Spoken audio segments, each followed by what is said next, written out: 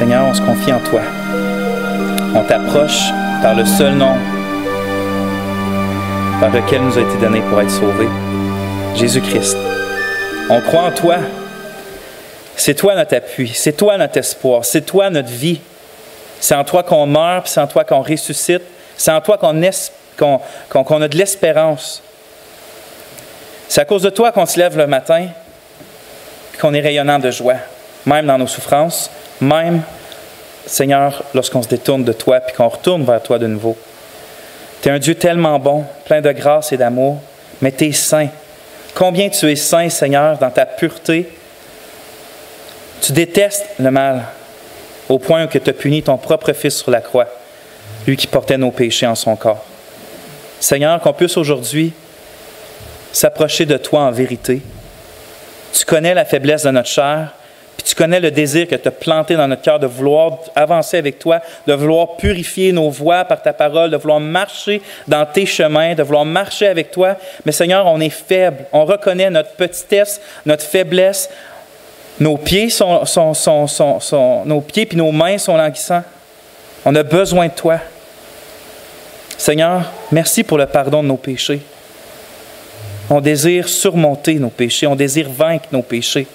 On veut t'admirer sans entrave, te servir sans entrave, t'aimer sans entrave. Qu'aujourd'hui, tu nous donnes des oreilles pour entendre. Je t'en prie, Seigneur, parle au travers d'un homme faible. Donne-moi d'être simple, comme je te demande toujours. Que ton esprit lui-même nous parle. Amen.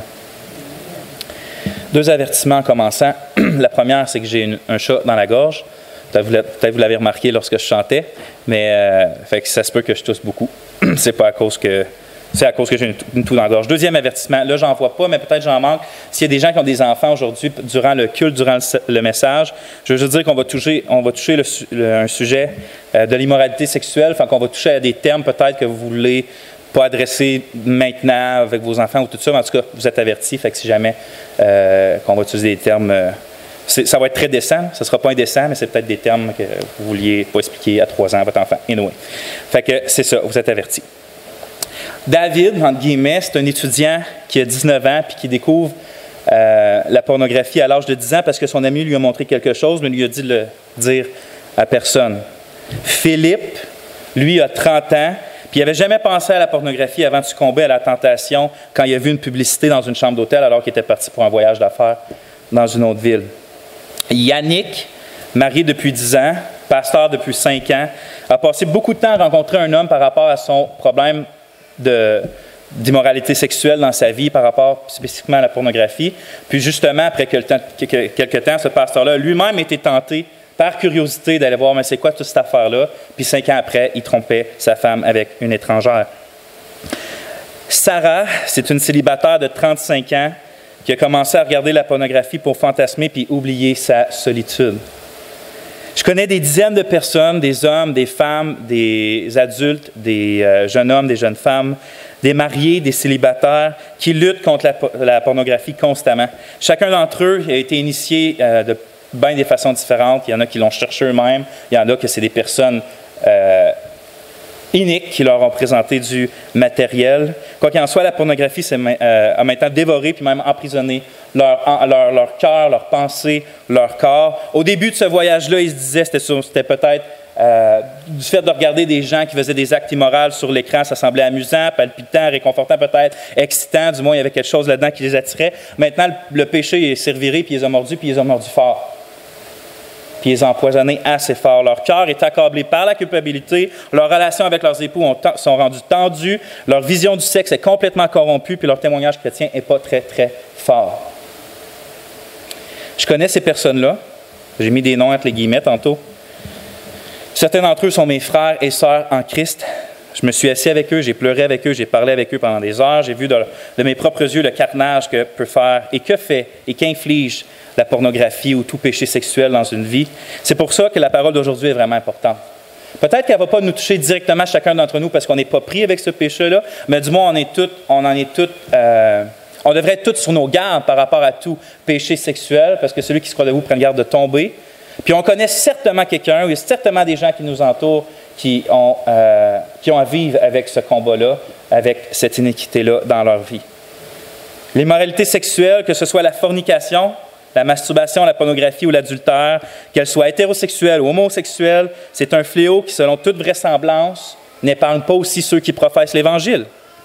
Les chiffres de ceux qui, aux États-Unis ou même au Québec, font des sondages secrets pour savoir quel professant de l'Évangile dit avoir au moins consommé une fois de la pornographie ou plusieurs fois par semaine, ou des choses comme ça, est accablant, puis même accablant de ceux qui sont au ministère pastoral.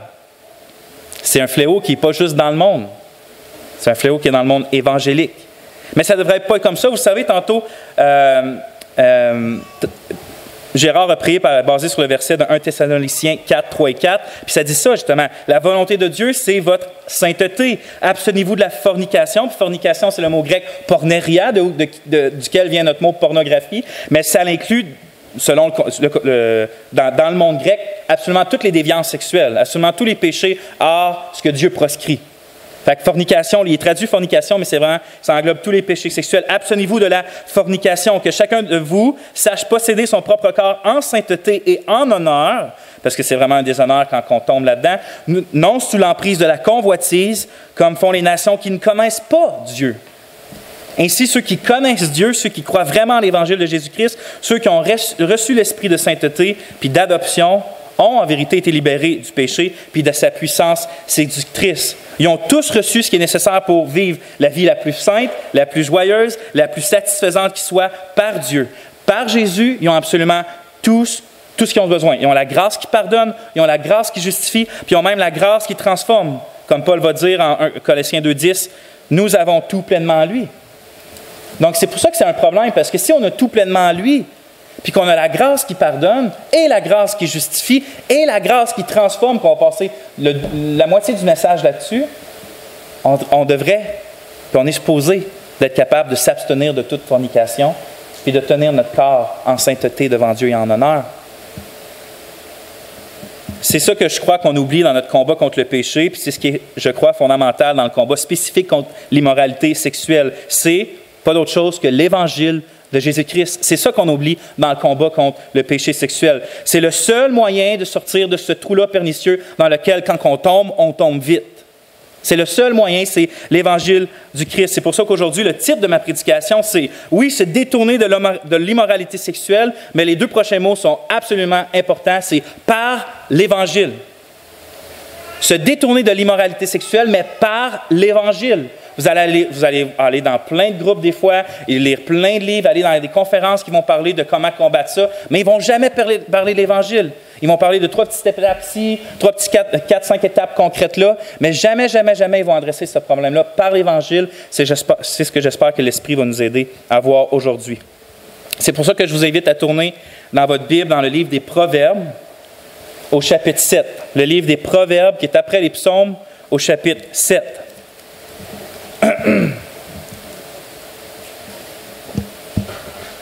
On va lire le chapitre en entier.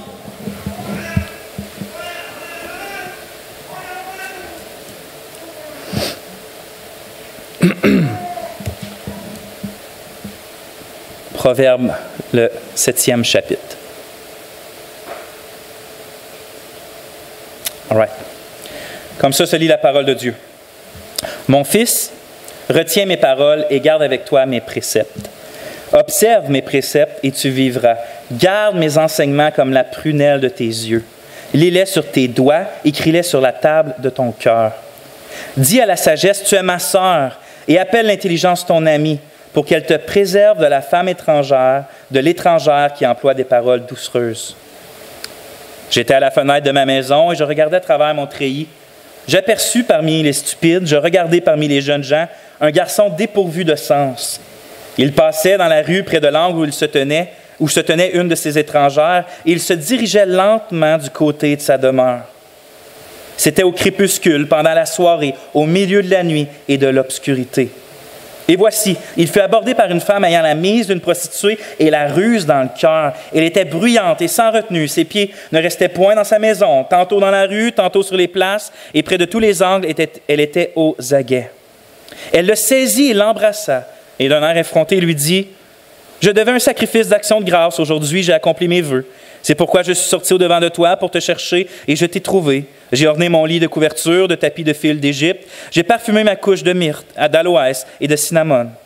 Viens, enivrons-nous d'amour jusqu'au matin. Livrons-nous joyeusement à la volupté, car mon mari n'est pas à la maison. Il est parti pour un voyage lointain. Il a pris avec lui le sac de l'argent. Il ne reviendra à la maison qu'à la nouvelle lune. Elle le séduisit à force de paroles. Elle l'entraîna par ses lèvres doucereuses. Il se mit tout à coup à la suivre comme le bœuf qui va à la boucherie, comme un fou qu'on lie pour le châtier, jusqu'à ce qu'une flèche lui perce le foie. Comme l'oiseau qui se précipite dans le filet sans savoir que c'est au prix de sa vie. Et maintenant, mes fils, écoutez-moi et soyez attentifs aux paroles de ma bouche. Que ton cœur ne se détourne pas vers les voies d'une telle femme. Ne t'égare pas dans ses sentiers, car elle a fait tomber beaucoup de victimes et ils sont nombreux tous ceux qu'elle a tués. Sa maison, c'est le chemin du séjour des morts. Il descend par les demeures de la mort. On va prier. Seigneur, merci d'avoir inspiré Salomon d'écrire les proverbes, puis particulièrement aujourd'hui le proverbe 7, dans lequel de façon imagée décrit une situation qui bien trop souvent, Seigneur, se présente à nous. Que ton esprit, je te le demande encore avec mes frères et mes sœurs, que ton esprit nous dirige dans ce texte, dans les autres textes de ta Bible, afin qu'on sorte d'ici équipés par Christ pour combattre toutes les tentations, Seigneur, sensuelles et sexuelles qui nous accordent, et même plus que ça, toutes les tentations en général, pour qu'on puisse goûter à la joie de ta sainteté, puis comment c'est bon d'être dans une communion ininterrompue avec toi de jour en jour, Seigneur, et de se relever rapidement lorsque on tombe. C'est ma prière, c'est notre prière, en ton nom. Amen. Proverbes, c'est un livre assez spécial dans les Écritures. Ce n'est pas un livre de promesses, comme plusieurs pensent. On ne va pas là pour trouver, exemple, une promesse divine qui ne peut pas changer. En fait, c'est un livre qui est là pour nous enseigner quelque chose de précis, qui est la sagesse de Dieu. Les premiers chapitres sont les instructions d'un père, qui est Salomon, envers son enfant, puis des fois même des fils. Puis ces enseignements cherchent à refléter à quoi ça pourrait ressembler ou à quoi ça devrait représenter la sagesse de Dieu dans une vie. Puis tout simplement dit, on peut dire que la sagesse, ça se résume simplement à une vie qui cherche à refléter en toute occasion le caractère saint, la vérité puis la valeur précieuse de Dieu. C'est comment le fait que Dieu est saint, que Dieu est juste, que Dieu est bon, que Dieu est précieux, que Dieu est vrai. Comment ça, quelqu'un qui croit ça, va agir dans les occasions concrètes de sa vie, que ce soit le travail, que ce soit avec sa famille, que ce soit avec ses époux, que ce soit en face du péché sexuel. Donc, ce n'est pas pour rien, justement, que même avant le chapitre 7, Salomon va adresser plusieurs fois avec le jeune homme, avec son fils, l'immoralité sexuelle. Puis il va le prévenir de plusieurs façons par rapport à ça. Puis ça nous dit, juste une parenthèse comme ça nous dit, nous, en tant que pères, c'est quelque chose qu'on devrait particulièrement enseigner nos enfants, du plus jeune qu'on peut, qu'on trouve sage, jusqu'à temps qu'ils partent de la maison, puis même pour le reste. C'est un exemple parfait de comment les pères devraient enseigner leurs enfants le livre des Proverbes. C'est même quelque chose de bien, je pense, qui nous aide si on fait juste passer tranquillement à travers le livre des Proverbes avec nos enfants. Mais ça, c'était juste une parenthèse. Tu sais, ça dit jeune homme dans le verset 7, dans le chapitre 7, mais ça ne veut pas dire que ça parle juste des jeunes hommes. Ce texte-là. Ça parle d'un homme qui va vers une femme. Ça ne veut pas dire qu'aujourd'hui, j'adresse juste les hommes qui vont vers des femmes. Ça englobe, je pense que vous allez être d'accord avec moi, que les préceptes qu'on trouve dans le chapitre 7 s'appliquent en fait à toutes les immoralités sexuelles qu'on peut rencontrer.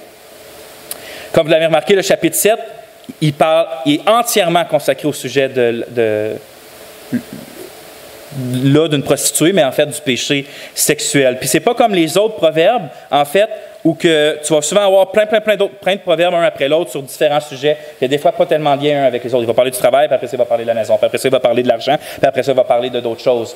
Tout le chapitre 7, c'est un bloc, c'est un enseignement. Il commence avec une introduction avec les premiers versets du chapitre 7.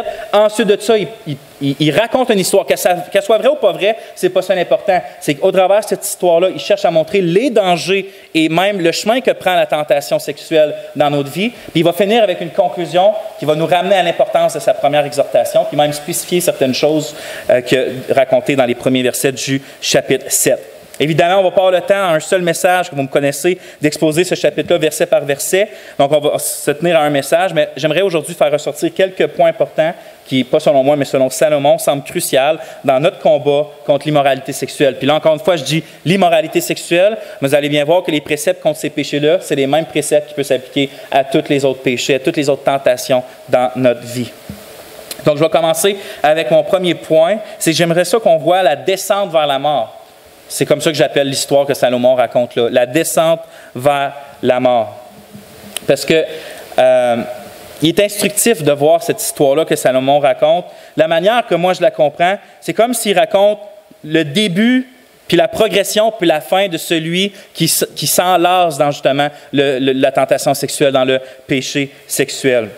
C'est comme s'il parle un peu, là, je pourrais dire, le processus par lequel il s'en va. Puis je trouve ça instructif parce que même avant de parler je vais me concentrer aujourd'hui sur l'Évangile, comment il vient nous aider, mais c'est quand même sage de sa part parce que quand on comprend par quel processus on se ramasse à une certaine place, on est plus équipé pour reconnaître où qu'on est rendu dans le processus puis d'y mettre fin par l'Évangile.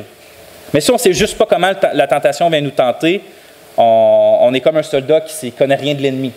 Donc, c'est pour ça que j'aimerais quand même passer un peu de temps, mais je vais aller assez rapidement. Le premier point que je vois dans son histoire à partir du verset 6 et 7, c'est la stupidité immorale. La stupidité immorale. Puis regardez ce qu'on lit à partir du verset 6. J'étais à la fenêtre de ma maison et je regardais à travers mon treillis. J'aperçus parmi les stupides. Je regardais parmi les jeunes gens un garçon dépourvu de sens. Ce qu'il faut comprendre, c'est que stupide et intelligent, on voit ces deux termes-là constamment au travers le livre des Proverbes. Puis ça ne parle pas de l'intelligence intellectuelle comme le QI, la capacité de régler des problèmes, des choses comme ça. Ça ne parle pas non plus de la stupidité intellectuelle, tu sais, quelqu'un qui ne serait pas capable de faire 1 + 1, par exemple. Dans le livre des Proverbes, c'est une intelligence puis une stupidité morale. Celui qui est stupide, c'est celui qui voit comment Dieu est puis décide de marcher autrement. Ça, pour Dieu, c'est un stupide.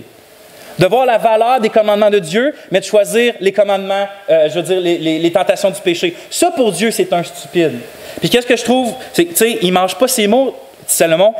Quand il parle à son fils, il va direct au but, il dit, ceux qui s'en vont par là-bas, ça commence par leur stupidité. Leur stupidité à ne pas s'éloigner d'une telle chose. Leur stupidité, puis on va voir dans le deuxième point, à aller à une certaine place. Puis, tu sais, moi, je suis tellement tanné des fois d'entendre. Je lis des livres où j'ai déjà, tu sais, comme parlait des gens qui sont dans des groupes de soutien d'hommes qui font ça. Puis, je suis correct pour ça. Je veux dire, amen à ça. Ça a aidé plein de monde. Mais des fois, dans ces groupes-là, c'est comme si parce que tout le monde tombe dans des péchés sexuels, c'est un peu minimisé. Puis là, c'est rendu comme une faiblesse. Puis, tu sais, une chute là. Puis, une progression aussi. Tandis que Salomon, il dit non. Il dit, à la base, c'est une stupidité immorale. C'est un manque de sens grave. Tu sais, puis pourquoi Dieu, il pointe. Quand il veut guérir, il pointe le péché. Puis l'Évangile dans lequel on va parler tantôt, il vient guérir ça. Mais il vient guérir ce qui est vrai, la réalité. Puis quand il vient guérir un péché, il pointe le péché, puis il dit vraiment ce que c'est. Il ne va pas essayer de le diminuer. Puis c'est la première étape. Lui, il est stupide. Puis pourquoi il est stupide? Ça nous amène surtout au point 2, au verset 8 et 9. Lisez. Toutes les paroles, ici, au verset 9, même au verset 8. Il passait, parlant du stupide, il passait dans la rue, près de l'angle où se tenait une de ses étrangères, et il se dirigeait lentement du côté de sa demeure. C'était au crépuscule, pendant la soirée, au milieu de la nuit et de l'obscurité. Il y a deux choses qu'il fait. Il est stupide parce qu'il s'en va dans un mauvais endroit, au mauvais moment. Il parle du coin, il s'en va où la tentation a le plus de chances de le prendre. Il s'en va exactement où, dans notre contexte, se tiennent les prostituées. Il s'en va à l'endroit qu'il ne devrait pas aller, puis en plus, au moment qu'il ne devrait pas aller, l'auteur prend la peine de 2-3 façons de dire à l'obscurité, au moment du soir, au milieu de la nuit.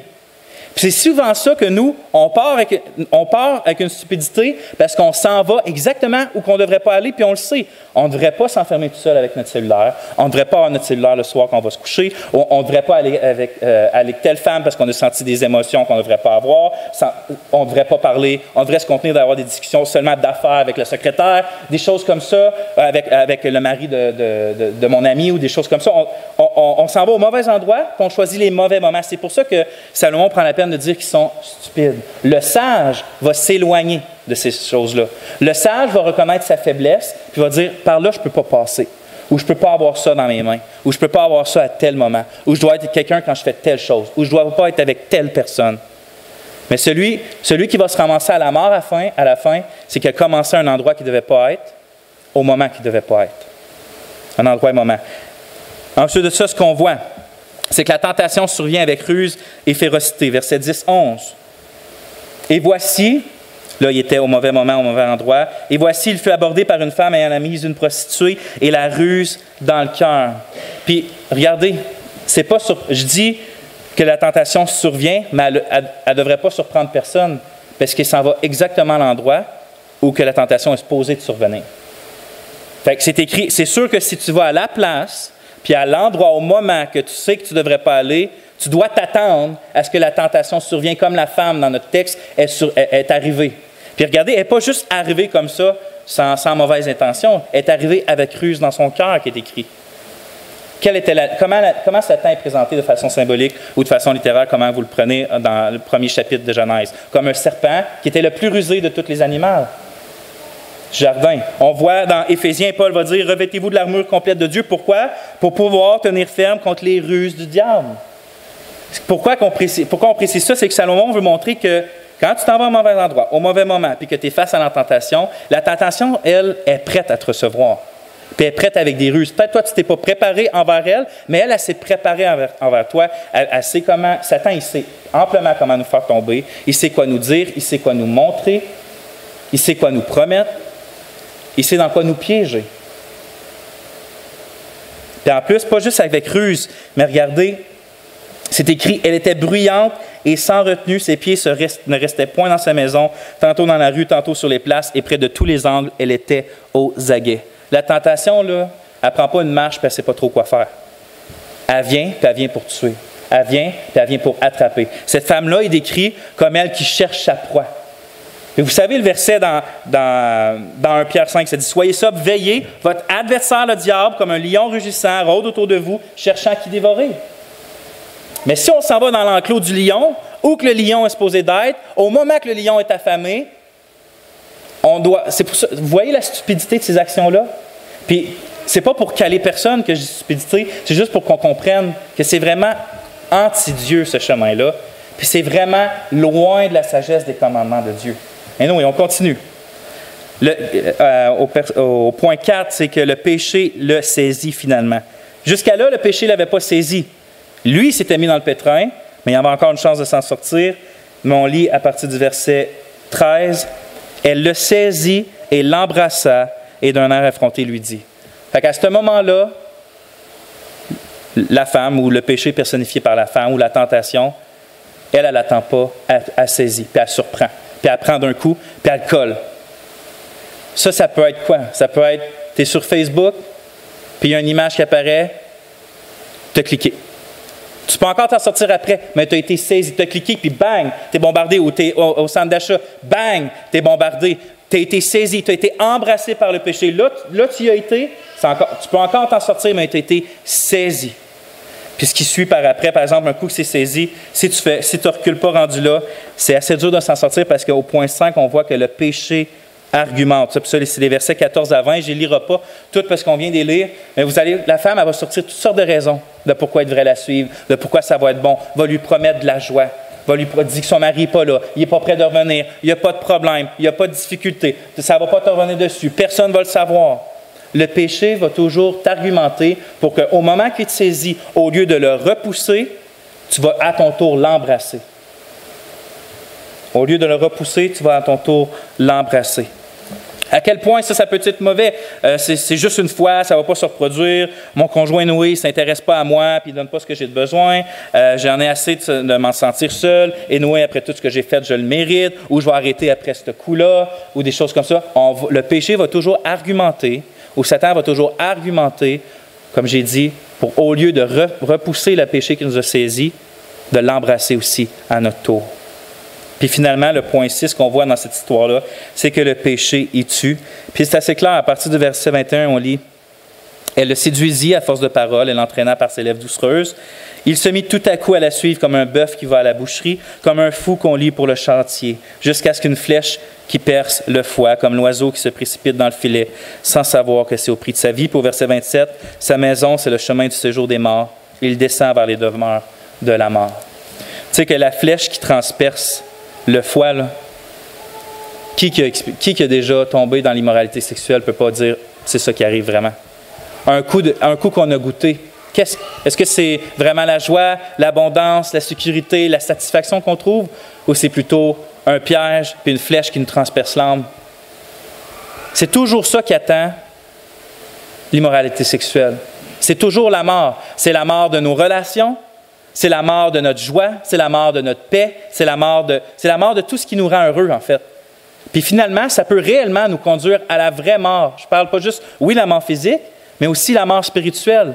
Pour ceux qui ne se détournent jamais, qui ne veulent pas se détourner, qui embrassent à bras ouverts l'immoralité sexuelle, la Bible est plus que catégorique là-dessus. C'est écrit dans 1 Corinthiens 6, ne vous y trompez pas, ni fornicateur, ni idolâtre, ni adultère, ni efféminé, ni les hommes qui couchent avec les hommes, ni voleurs, ni cupides, ni ivrognes, ni insulteurs, ni ravisseurs, n'hériteront du royaume de Dieu. Et quelques-uns de vous, vous étiez tels. Ça ne veut pas dire qu'il n'y a plus d'espoir. Ça ne veut pas dire que si on commet ou on a déjà commis ces péchés-là, qu'on perd, par exemple, le salut ou qu'on n'a plus le royaume de Dieu. Ce que ça veut dire, c'est que quelqu'un qui ne s'en repent pas, qui ne le confesse pas, qui ne se confie pas en Christ et qui ne prend pas les moyens que Christ donne pour le combattre et les haïr, ces péchés-là, cette personne-là n'a pas l'Esprit du Christ. Cette personne-là n'héritera pas le royaume de Dieu. Il y a une différence entre quelqu'un qui combat le péché. Tu sais, j'ai une question. Posez-vous cette question-là, si vous voulez. Là, en ce moment, vous êtes là, ça veut-tu dire, tu sais, j'ai regardé la pornographie, ça veut-tu dire que je vais perdre mon salut ou que j'ai jamais eu le salut? Posez-vous cette question-là. Est-ce que la meilleure chose que Dieu pourrait vous faire en ce moment, c'est vous débarrasser de votre péché? Si vous pensez ça, si vous croyez ça, vous avez des bonnes chances que l'Esprit de Dieu habite en vous. Mais si, dans le fond, vous aimez votre péché, mais à cause que l'Église vous dit, le pasteur vous dit, vos amis vous disent, puis vous savez que c'est mal, mais que dans le fond, vous l'aimez, vous le chérissez, il y a des fortes chances que l'Esprit du Christ n'habite pas en vous, puis que vous devriez à l'instant vous en repentir, puis crier au Christ, puis implorer son pardon. Le péché tue. Maintenant, peut-être que certains ici, comme l'homme de l'histoire de Salomon, s'est enlacé dans le péché immoral au point, s'était illuminé par l'Esprit d'être désespéré. Est-ce que je peux vraiment m'en sortir? Est-ce que je suis tombé si bas? Je suis tombé si bas, est-ce que je peux vraiment être restauré? Tu sais, tu pensais jamais dans ta vie pouvoir te rendre là. Tu ne sais pas comment, ni même par où commencer. En fait, tu as peut-être même profondément peur d'être tellement pris au piège qu'il n'y a plus moyen de t'en sortir. Peut-être que tu penses même que Dieu est trop en colère contre toi et t'a rejeté. Si ça te décrit, là, c'est vrai que ton état est grave. Mais j'ai une bonne nouvelle pour toi, c'est que Jésus-Christ est mort justement pour te libérer, te pardonner et te libérer de tous les péchés qui peuvent être commis, dont aussi inclut l'immoralité sexuelle. Le verset que j'ai lu tantôt qui disait que les fornicateurs n'allaient pas hériter le royaume de Dieu, ça dit tout de suite après, « Et quelques-uns de vous, il parle à l'église de Corinthe, vous étiez tels, mais vous avez été lavés, mais vous avez été sanctifiés, mais vous avez été justifiés au nom du Seigneur Jésus et par l'Esprit de notre Dieu. » Donc, ce n'est pas parce que vous êtes dans cet état-là, puis que ça fait des années que vous êtes pris avec ça, qu'il n'y a aucun espoir, aucun moyen d'en sortir. Il est possible d'être libéré de la pornographie puis des autres vices sexuels, mais l'Évangile, comme j'ai dit au début, est la seule et unique réponse. La grâce de Dieu manifestée en Jésus-Christ, que l'Évangile nous enseigne et nous proclame, c'est la seule réponse à la pornographie. Ne cherchez pas ailleurs, il n'y en a pas d'autre. La loi ne va pas vous sauver de la pornographie. La loi va vous condamner de la pornographie, puis à juste titre. Mais l'Évangile va et peut vous en libérer de la pornographie ou des autres vices sexuels. Dieu a envoyé son Fils pour payer la peine des péchés qu'on avait tous commis. Lorsqu'on croit en la grâce de Dieu, en Jésus, à notre égard, personnellement, comme Paul dit, « J'ai été aimé », vous obtenez la justice de Dieu. C'est-à-dire, on a parlé souvent, fait que je n'irai pas en détail aujourd'hui, mais quand vous croyez, vous êtes pardonné et couvert par la justice de Christ. C'est-à-dire que Dieu ne voit pas ni un immoral, ni un menteur, ni ces choses-là. Il voit la beauté parfaite de Jésus-Christ. Quand vous croyez en lui, aucun péché, vous êtes pardonné. Puis en plus de ça, pas juste pardonné, il n'y a plus de faute, vous avez le poids éternel de la justice de Christ en votre faveur pour vous présenter devant Dieu à tout moment, puis que ça lui fait plaisir. Puis ça, autant de fois, même si le nombre de fois que vous avez regardé la pornographie est innombrable, même si vous êtes en même temps, il y a des images gravées dans votre tête que vous voudriez tant vous débarrasser que vous n'êtes pas capable parce que c'est comme des images gravées sur un disque. Même si vous êtes dans une lutte qui semble désespérée, en ce moment même, Christ est pleinement suffisant dans sa grâce et son pardon. Puis si tu as l'impression que ça, c'est pas vrai pour toi, c'est parce que tu penses davantage à toi-même puis à la pornographie, au péché sexuel, que tu penses à Jésus puis à sa grâce. Vous pouvez être libre, mais la liberté requiert la grâce. De plus, il existe un danger dans ça, que je trouve qui entoure souvent les chrétiens actuellement, c'est que la grâce devienne un sujet qu'on discute plutôt qu'une puissance dont on fait l'expérience. La grâce devient un sujet plus qu'on discute, qu'on décortique, qu'on met sur du papier, plutôt qu'une puissance qu'on expérimente chaque jour. On ne peut jamais être saturé de trop de grâce, mais je répète, le danger à notre époque, c'est de considérer la grâce comme acquise et d'arrêter de réfléchir à la manière dont elle peut puissamment agir dans ma vie maintenant, à soir, demain matin, après-demain, puis pour le reste des journées de ta vie. Je veux qu'on voit comment on peut faire usage de la grâce de Jésus dans notre lutte contre les péchés sexuels. Puis c'est une partie de la réponse, elle se trouve justement dans notre texte de Proverbe 7, puis je vais essayer de vous le montrer. Donc ça m'amène à mon deuxième point. Là, on vient de voir l'histoire, mais on va voir l'obéissance du cœur maintenant. L'obéissance du cœur. Puis on va lire l'introduction puis la conclusion que fait Salomon au chapitre 7. Donc les versets 1 à 5. Puis de ça, on saute au verset 24. Mon fils, retiens mes paroles et garde avec toi mes préceptes. Observe mes préceptes et tu vivras. Garde mes enseignements comme la prunelle de tes yeux. Lis-les sur tes doigts, écris-les sur la table de ton cœur. Dis à la sagesse, tu es ma sœur, et appelle l'intelligence ton ami, pour qu'elle te préserve de la femme étrangère, de l'étrangère qui emploie des paroles doucereuses. On saute au verset 24. Et maintenant, mes fils, écoutez-moi et soyez attentifs aux paroles de ma bouche, que ton cœur ne se détourne pas vers les voies d'une telle femme, ne t'égare pas dans ses sentiers. Car elle en a fait tomber beaucoup de victimes et sont nombreux tous ceux qu'elle a tués. Qu'est-ce que je vois là-dedans et que je veux vous montrer? Vous allez trouver ça peut-être simplet, mais on va en parler pour le reste du message. C'est que ce n'est pas trop compliqué la façon de par l'Évangile, combattre le péché et l'immoralité sexuelle. C'est par l'obéissance. C'est par l'obéissance au commandement de Dieu. C'est par l'obéissance aux préceptes, mais pas n'importe quelle obéissance, puis c'est là que je veux m'attarder. Il prend la peine de spécifier au verset 25 que ton cœur ne se détourne pas. C'est pour ça que j'appelle mon point l'obéissance du cœur. Un peu avant dans le Proverbe, Salomon va dire « Garde ton cœur ou préserve ton cœur plus que toute autre chose, car de lui viennent les sources de la vie. » Ton cœur, c'est qui tu étais vraiment, c'est tes pensées profondes, c'est ton toi, c'est ton corps, là, c'est qui tu es. C'est tes émotions, ta volonté est dirigée par ton cœur. Puis ce cœur-là, c'est tout ce qui détermine tes actions, tes bonnes et tes mauvaises. La bouche parle de l'abondance du cœur. Les paroles, où que mes pieds s'en vont, où que mes mains vont, où que mes yeux regardent, tout ça vient du cœur. Donc, ce n'est pas tant aux actions extérieures qu'on doit d'abord s'attarder, puis c'est ce que j'aime pas souvent de tous les livres que j'ai lus sur la pornographie ou des choses que j'ai entendues, c'est que tout de suite, on se concentre sur « touche pas à ça, enlève-ci de ta maison », tout ça, puis c'est correct, on doit en arriver là, mais il y a quelque chose à faire avant, c'est qu'il faut toucher à notre cœur. Il y a quelque chose qu'il faut qu'il change dans notre cœur, parce que si on va pendant des heures ou des jours ou des années regarder de la pornographie, c'est qu'il y a un problème avec notre cœur et c'est là qu'on doit aller. C'est là qu'on doit obéir Christ. C'est là que les préceptes de Christ doivent être, c'est dans notre cœur. Et ça touche la question d'abord, OK, comment je fais pour obéir de cœur? Si la façon de pas, c'est simple, Vincent, si la façon de ne pas tomber dans le péché, c'est d'obéir au commandement de Dieu, OK, mais comment je fais quand mon cœur, justement, n'est pas incliné vers l'obéissance de Dieu dans ce péché-là spécifique de ma vie? Puis, tu sais, comme le psaume 119, comment le jeune homme rendra-t-il pur son sentier en se dirigeant d'après ta parole? C'est assez simple. C'est comme ça qu'on rend pur notre sentier. Mais à cette heure, comment?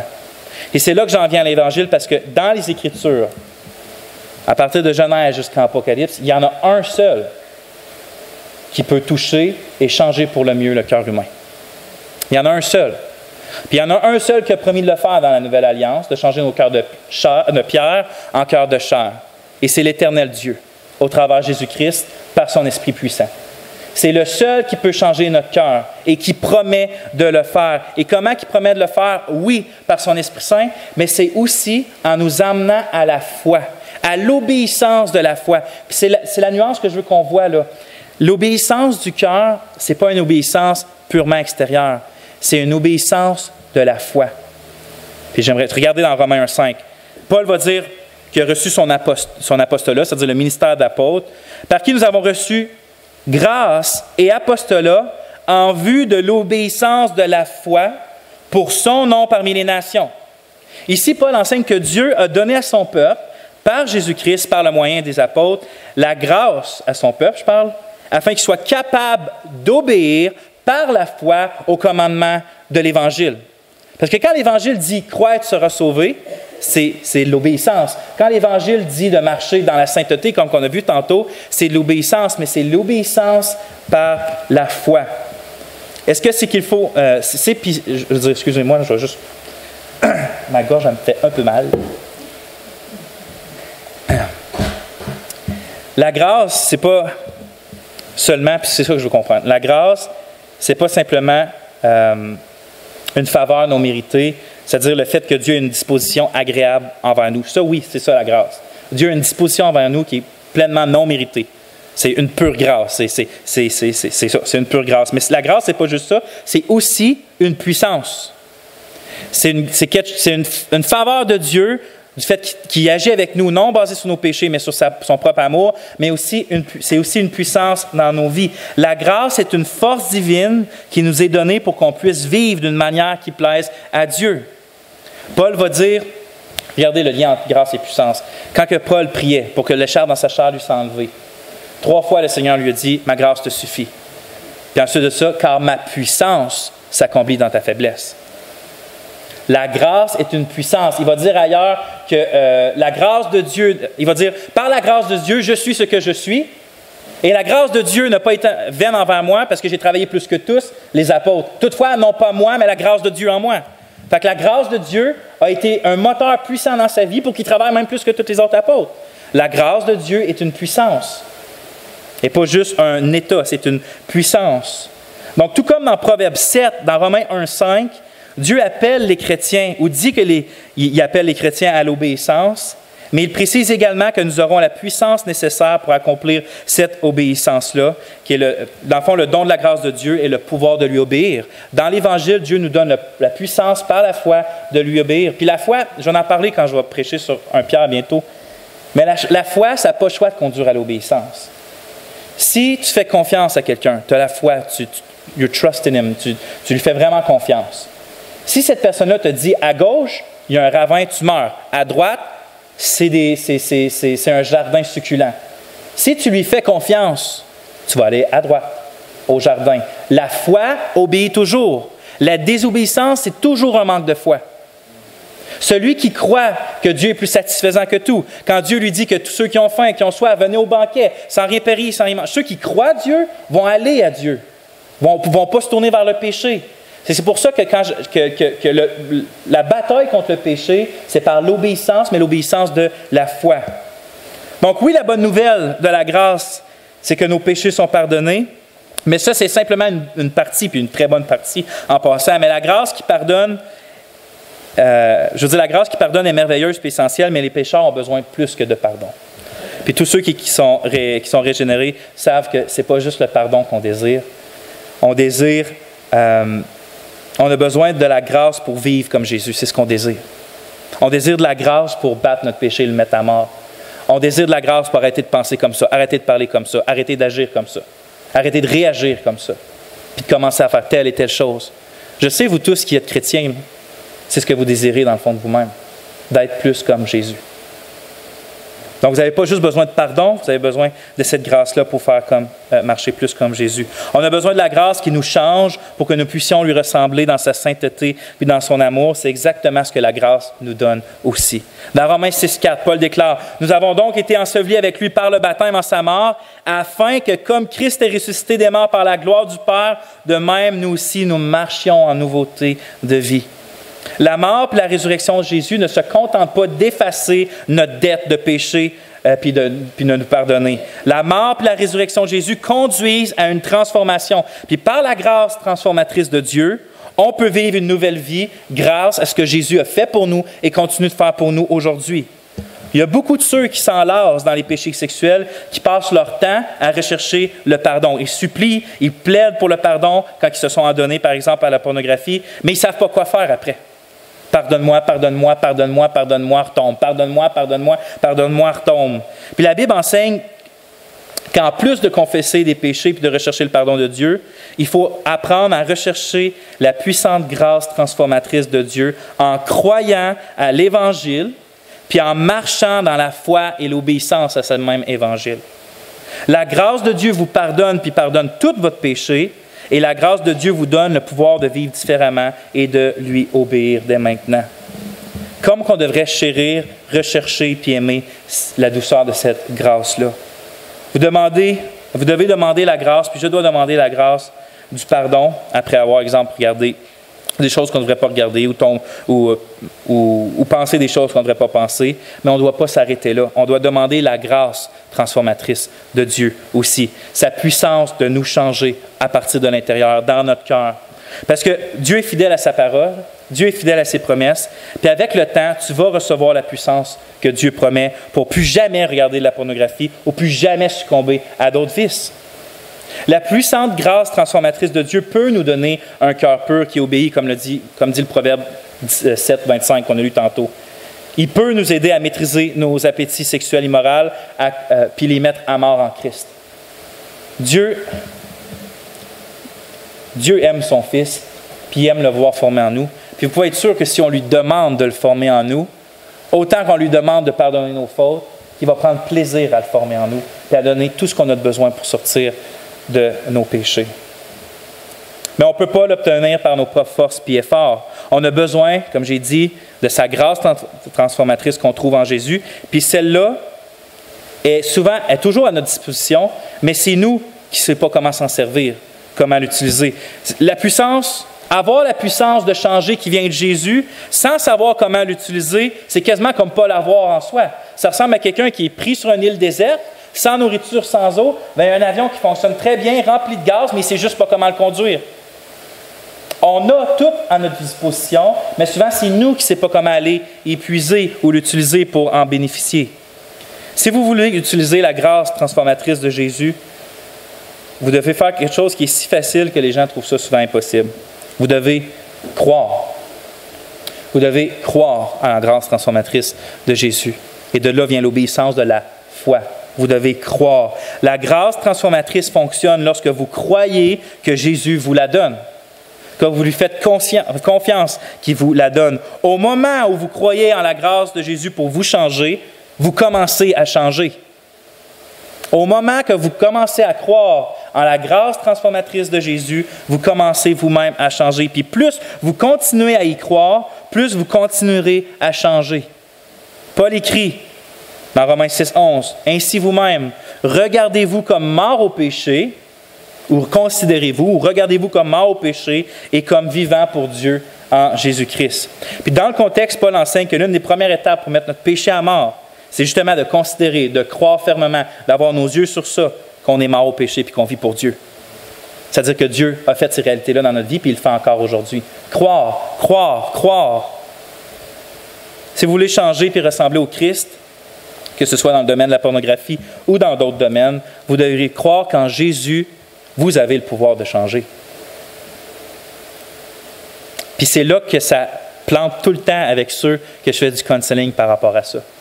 Ils croient que c'est terminé. Ils croient qu'il n'y a pas d'espoir. Il n'y a rien qui peut arriver. Ils ont essayé maintes et maintes fois de faire des choses extérieures. Ça n'a pas marché.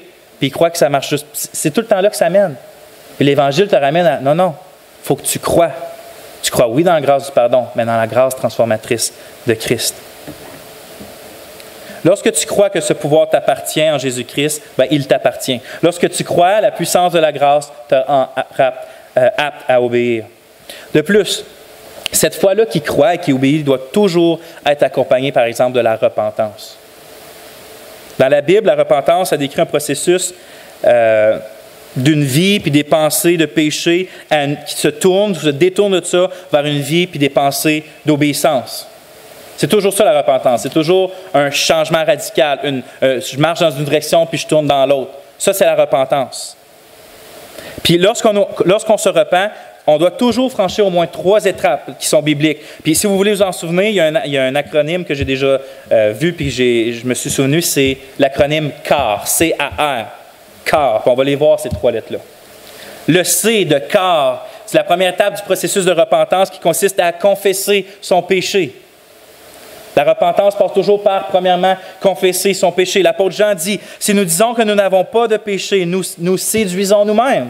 Et la vérité n'est point en nous. Si nous confessons nos péchés, il est fidèle et juste pour nous les pardonner et pour nous purifier de toute iniquité. » Selon Jean, nous rejetons la grâce lorsqu'on nie le péché.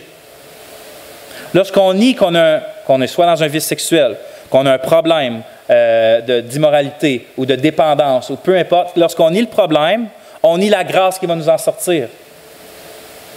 Parce qu'on se refuse nous-mêmes l'accès à la grâce de Dieu. Parce qu'on ment. On ment à Dieu, puis on dit que Dieu est menteur. Mais lorsqu'on admet notre péché à Dieu, on accède automatiquement à cette grâce-là.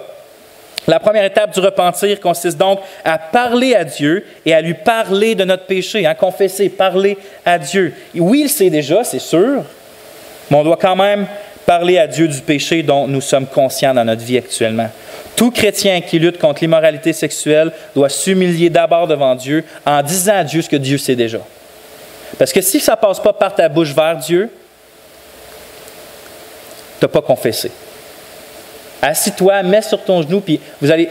Regardez, je ne sais pas si vous êtes comme moi, là, mais c'est beaucoup plus facile penser des pensées vagues, là, comme dire Dieu, je suis dans mes pensées, je suis vraiment désolé, je te demande pardon pour ça. Mais quand que je me mets à genoux, puis que je nomme de ma bouche ce quoi je confesse, c'est beaucoup plus difficile. Quand ça sort de mes lèvres, que je suis conscient que j'ai péché. Mettez-vous à genoux, ou debout, ou assis, ou peu importe, mais confessez à voix haute à Dieu vos péchés. La deuxième étape du corps, c'est le A. La deuxième étape, c'est que le processus de repentance consiste à affirmer le pardon, d'où le A, affirmer le pardon de Dieu pour son péché. Dans la parole de Jean qu'on a lue tantôt, qu'on vient de lire en fait, il donne 2 directives à suivre. La première, c'est qu'il donne un ordre. Vous devez confesser vos péchés. Mais la deuxième, c'est qu'il donne un message à croire. Lorsque vous confessez vos péchés, Dieu est fidèle et il vous pardonne puis il vous purifie de tous les péchés. Fait qu'il donne un commandement, fais ci, mais crois ça. Fais ci et crois ça. J'ai remarqué qu'il est souvent plus facile de parler à Dieu de son péché que de croire qu'on est pardonné. En tout cas pour moi. Il est plus facile de confesser mes péchés qu'ensuite de croire qu'il les a vraiment pardonnés et qu'il peut vraiment m'en purifier. Vous pensez à toutes les images pornographiques que vous avez vues, au cœur unique que vous avez nourri, au nombre de personnes brisées par votre immoralité. Ces chagrins-là font, oui, partie des conséquences du péché. Cependant, lorsque vous attardez de manière disproportionnée sur votre péché et ses conséquences, vous commencez à négliger la grâce de Dieu. Puis l'auteur de l'Hébreux dit, « Veillez à ce que personne ne se prive de la grâce de Dieu. » Il y a un temps puis un lieu pour être brisé par le péché, puis pour considérer sobrement les conséquences qu'on a pour nous amener à la repentance. Il y a un temps pour ça. Par exemple, je veux dire, cependant, après avoir confessé notre péché, on doit se battre pour, dans nos pensées, par notre bouche, affirmer ce que Dieu en dit après. Pour tous ceux qui confessent le péché, Dieu prononce le verdict suivant, pardonner et purifier. Pour tous ceux qui vont à lui, en Christ, en croyant et en confessant, Dieu déclare quelque chose ensuite, c'est pur et pardonné. Puis si Dieu nous déclare pardonné et pur, on est pardonné et pur, à moins que vous voulez vous ostiner avec Dieu. Mais Job a essayé. En fait, il n'a pas essayé. Quand Dieu a commencé, puis il a dit de se ceindre ses reins comme un homme, Job n'a jamais répondu. On ne rentre pas en débat avec Dieu. Donc, si Dieu nous déclare pardonner pur, on est pardonné pur. Puis il peut sembler humble, des fois je vois ça dans mon propre cœur ou dans d'autres cœurs, des gens qui me parlent parce que je ne vois pas dans leur cœur. Il peut sembler humble et modeste de remettre en question le pardon de Dieu comme tu sais, mon péché est tellement grand, puis tout. Mais en fait, c'est pas de l'humilité, c'est de l'orgueil, puis c'est arrogant de refuser de croire ce que Dieu déclare vrai à propos de nous. Fait que, on peut dire, j'ai tellement péché que c'est comme si on a une fausse humilité en nous, puis on dit, je vais vivre longtemps la conséquence de mon péché parce que je le mérite, puis tout ça, mais finalement, c'est arrogant et orgueilleux parce que Dieu il dit, non, si tu t'es confessé, tu es pardonné pur. Fait pourquoi continuer ce processus-là? Se repentir signifie donc affirmer ce que Dieu dit de nous. Puis la troisième lettre, c'est de corps, c'est le R. Puis cette étape-là du processus de repentance consiste à faire la requête à Jésus de nous changer. La requête à Jésus de nous changer. On a déjà parlé de l'incroyable puissance qui est disponible pour les chrétiens à cause de l'œuvre de Jésus. Mais on doit également reconnaître l'avertissement biblique qui trop souvent s'applique à moi et à vous aussi. En Jacques 4,2, vous n'avez pas parce que vous ne demandez pas.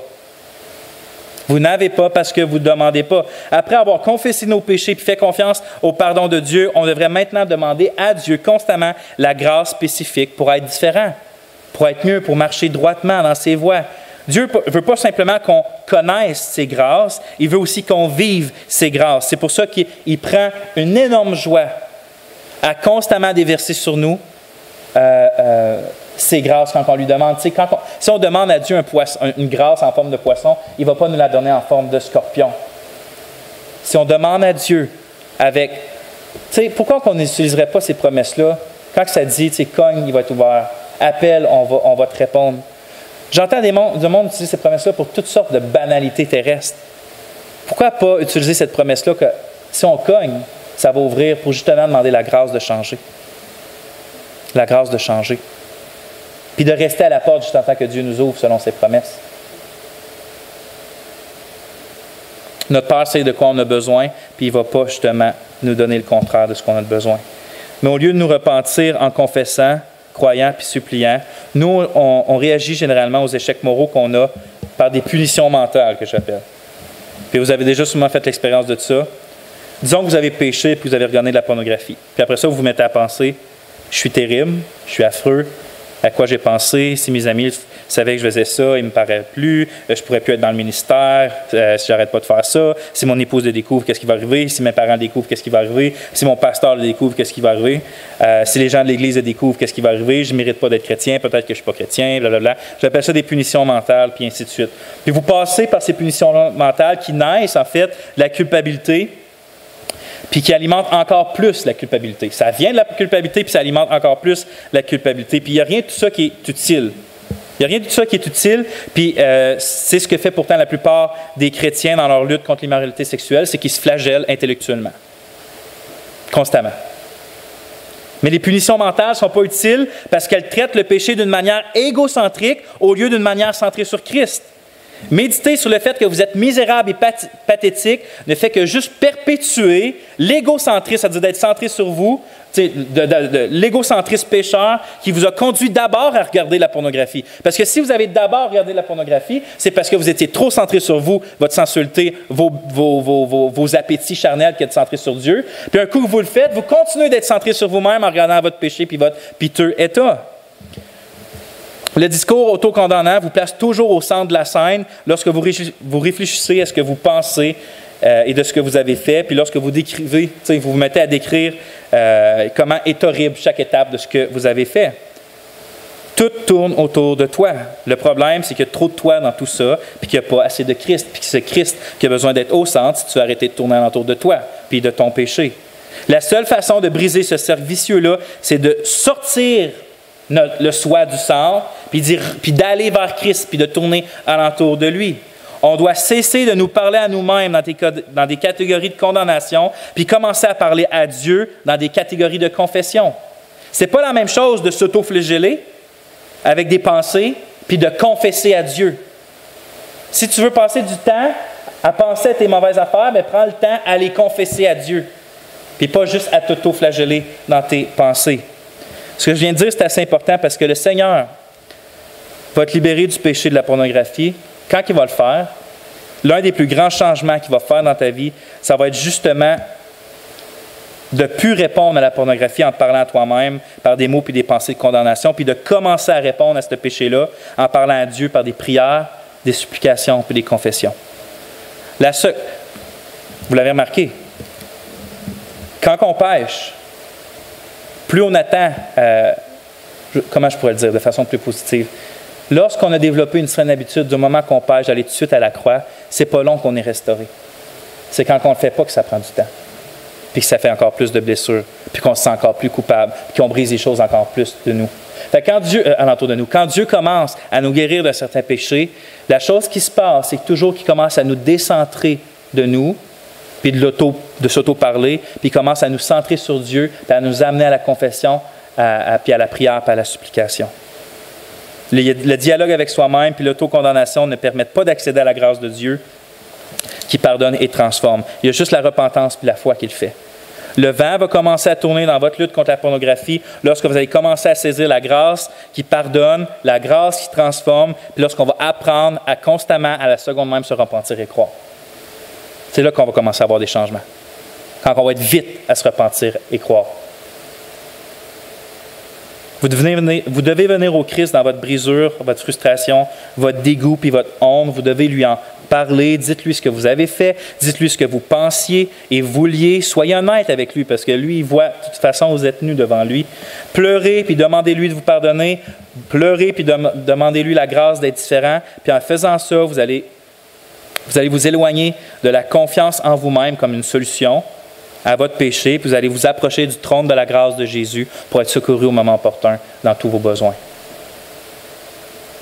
Il est logique de désespérer en face d'un problème dévastateur qui a piégé plus des millions et des millions de personnes. Tu sais, Proverbe écrit quoi, peut-être 1000 avant Jésus-Christ, 900 quelques que Salomon était avant Jésus-Christ. Puis c'était le même problème au début, après la chute, puis c'est encore le même problème aujourd'hui. Combien le péché sexuel en a fait tomber? Ça peut être normal de désespérer. Ça peut être logique de désespérer en face des conséquences qui bouleversent notre vie par rapport à ce péché-là. Une relation brisée avec le Seigneur, une relation endommagée avec notre conjoint, des soupçons de la part de nos enfants, de nos parents, de nos amis, la perte d'un poste dans le ministère, par exemple. C'est logique de désespérer lorsqu'on regarde à l'intérieur de nous puis qu'on constate une incapacité totale à changer par nos propres moyens. Donc, il existe de nombreuses raisons légitimes de désespérer lorsqu'on considère dans quel trou piteux on est. Mais la logique du désespoir est brisée par le miracle de la grâce. La logique du désespoir, parce que c'est logique de désespérer quand on voit tout ça, est brisée par le miracle de la grâce. La grâce de Dieu donne naissance à l'espoir. La puissance de Dieu fait fondre le désespoir lorsqu'on saisit la grâce qui pardonne, puis la grâce qui transforme, puis qui amène à la repentance. La pornographie, c'est un fléau qui détruit d'innombrables vies, puis peut aussi détruire la nôtre. Mais la vérité la vérité suivante devrait toujours être en arrière de notre pensée. Mais là où le péché a abondé, la grâce a surabondé. Mais là où le péché a abondé, la grâce a surabondé. Je finis. Quelle que soit l'horreur de la pornographie, quels que soient les problèmes que vous rencontrez, quelles que soient les limites et la faiblesse de vos ressources, vous n'êtes jamais dans une fosse si profonde que la grâce de Jésus ne peut pas aller vous s'en sortir. Le grand danger dans notre lutte ou dans votre lutte est que vous consacrez toute votre énergie à penser à des choses vraies et horribles sur la pornographie et que vous ne passiez pas de temps à vous attarder sur les choses vraies et merveilleuses de Jésus. En Proverbe 7, Salomon ne termine pas son enseignement simplement avec la prostituée puis la chute, mais avec l'exhortation d'écouter puis d'être attentif à la parole. Il veut que son fils ait les yeux fixés au doux commandement de Dieu, puis pas juste sur l'histoire qu'il vient de raconter.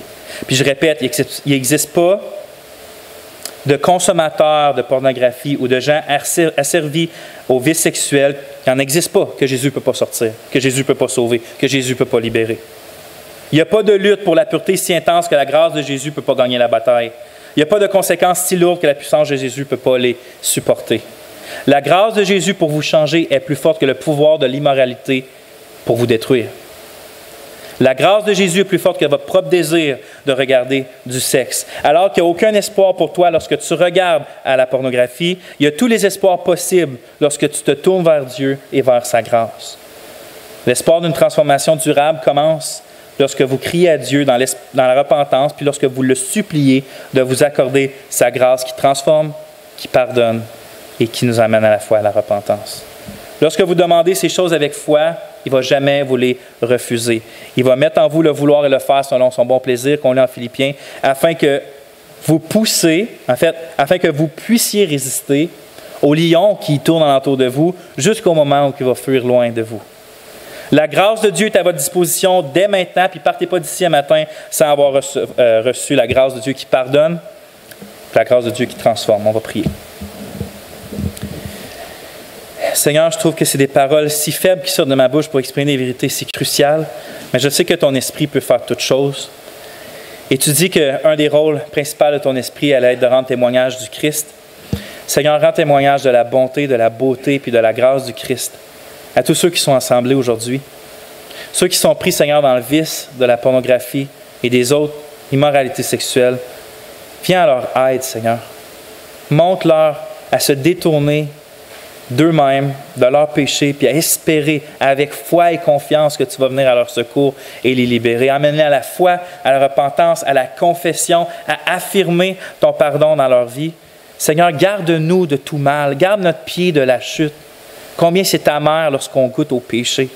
Combien c'est doux lorsqu'on regoute à ta grâce comme de nouveau. Seigneur, merci pour ton pardon et ta grâce. Amen.